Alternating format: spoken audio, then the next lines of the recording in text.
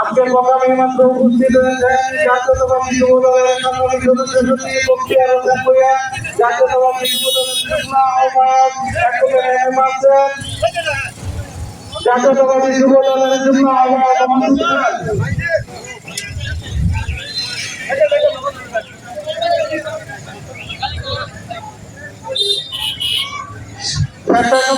সম্মানীয় সাধারণ সম্পাদক পলাশ উপজেলা এবং কাউকে ইতিমধ্যে উপস্থিত হয়েছে।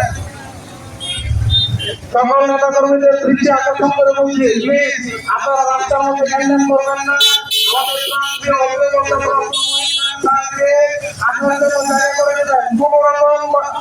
গ্যাঞ্জাম করবেন না।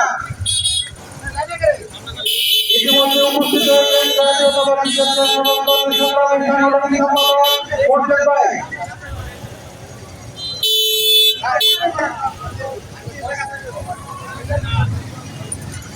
সবাই ছাত্র প্লিজ আপনারা কেউ রাস্তা